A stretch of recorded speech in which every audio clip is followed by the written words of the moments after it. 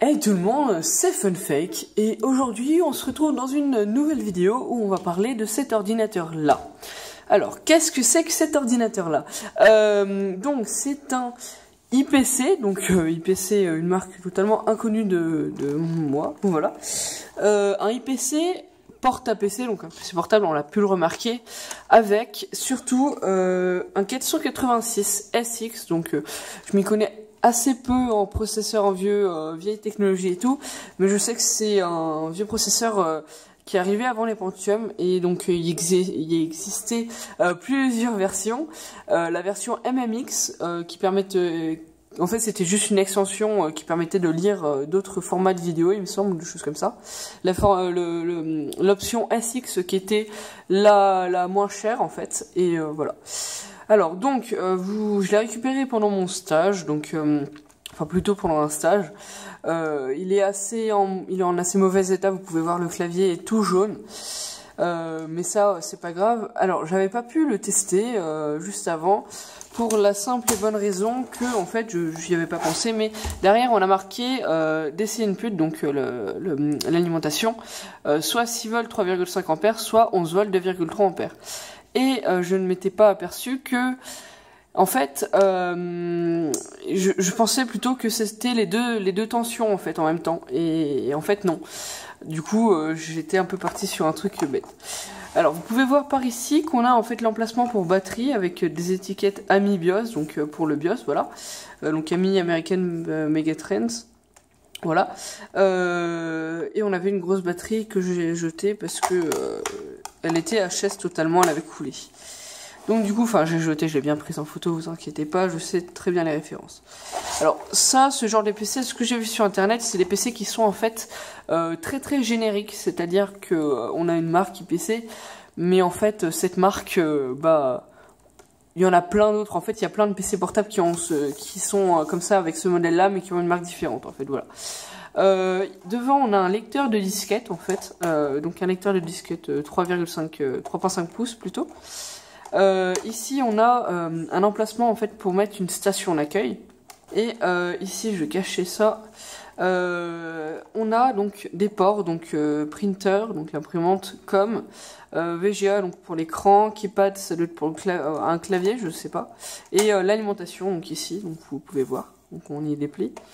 Au niveau de l'écran, alors donc on est sur un écran je sais pas, ça se trouve c'est sûrement un écran monocouleur en fait, à matrice, donc c'est un écran LCD de très très basse qualité à ce qui me semble en fait, j'imagine.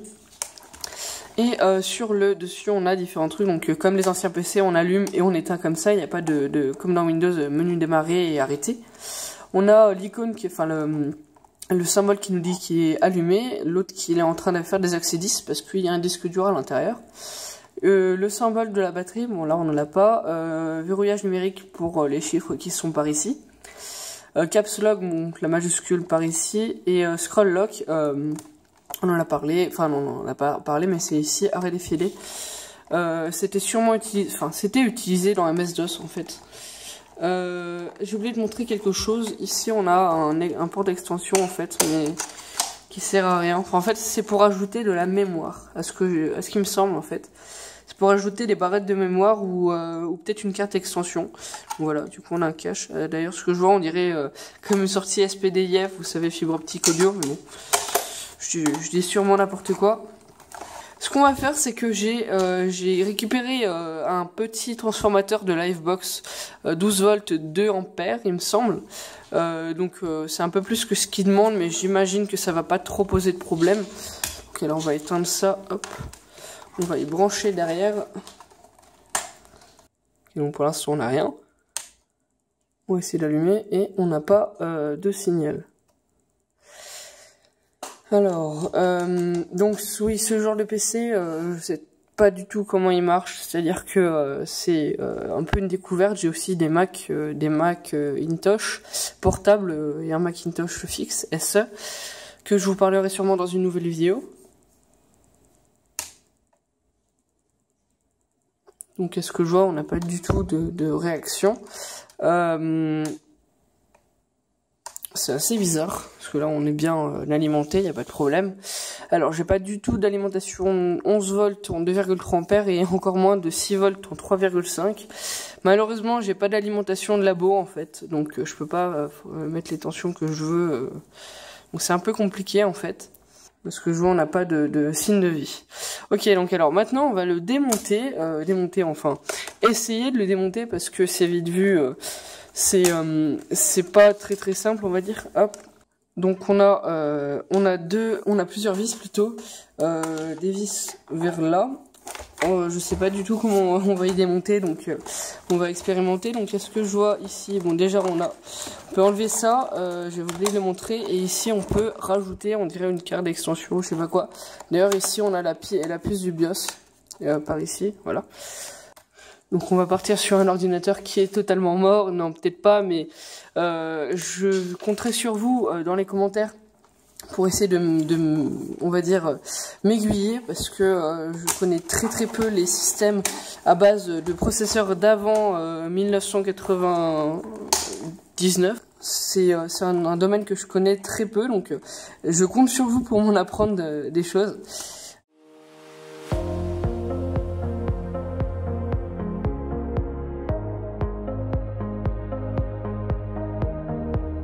Donc oui, on est sur un ordinateur de type démontage facile. Donc alors, on voit, parce que je vois en fait, l'écran est parti tout seul.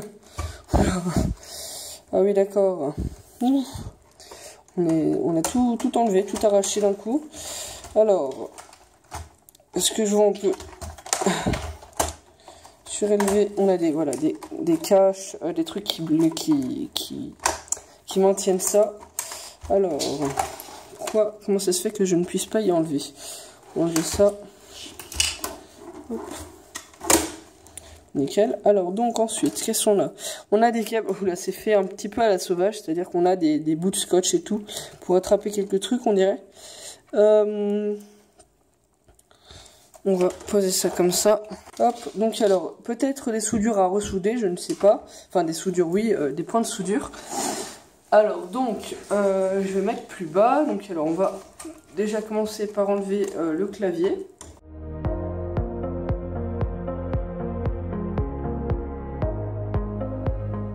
Alors on est sur un niveau assez élevé de débrouillardise. Hop, donc là du coup ça on y soulève.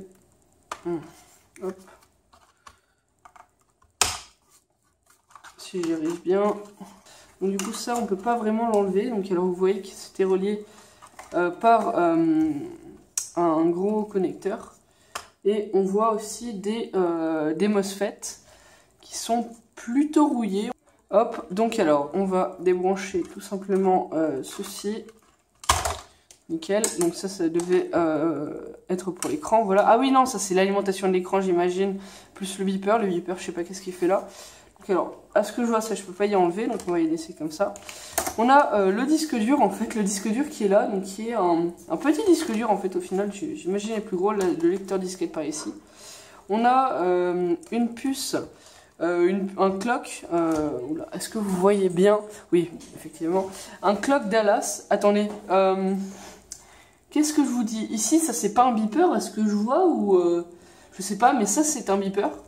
Ça, je sais pas.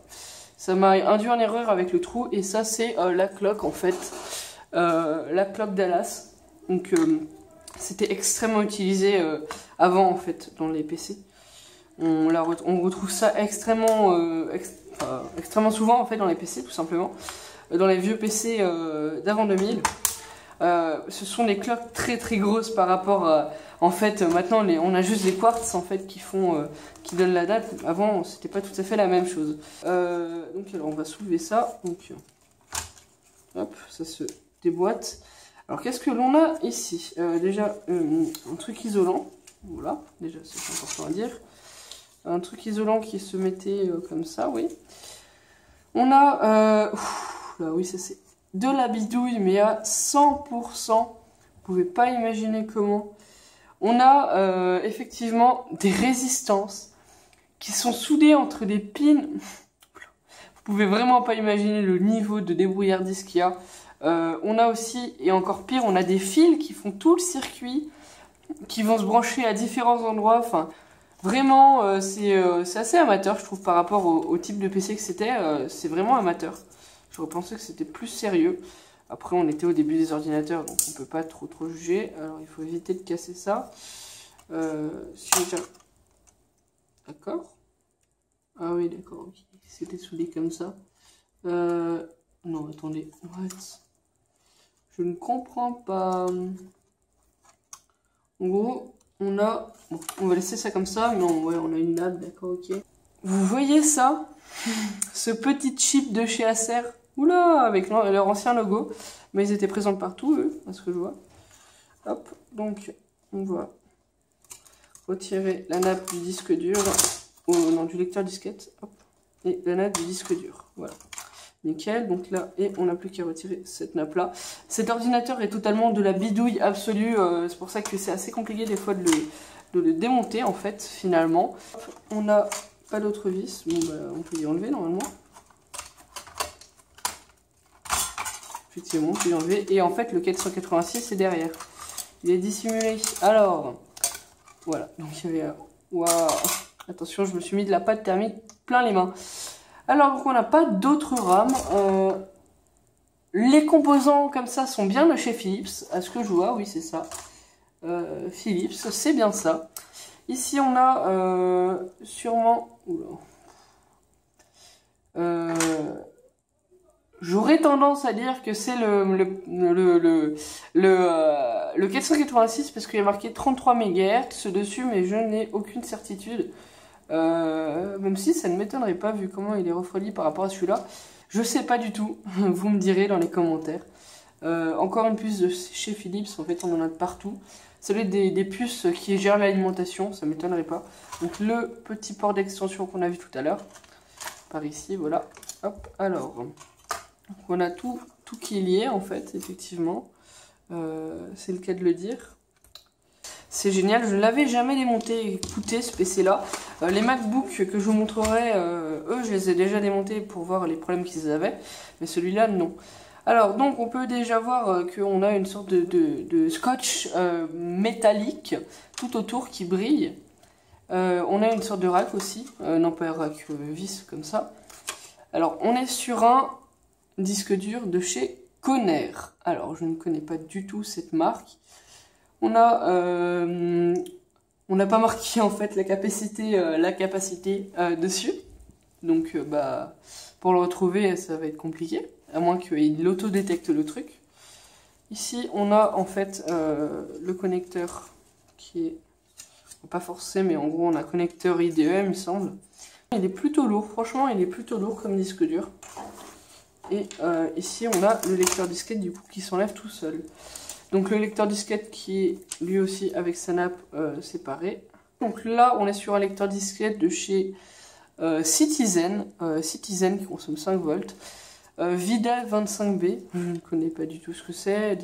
Ça c'est sûrement des marques en fait pour reprogrammer le lecteur ou même sûrement tout simplement le tester. Donc voilà du coup la vidéo de démontage et de test, même s'il ne marche pas, de ce petit écran et enfin de ce petit PC est terminée. Je vous souhaite une agréable soirée, une agréable journée si nous sommes en journée.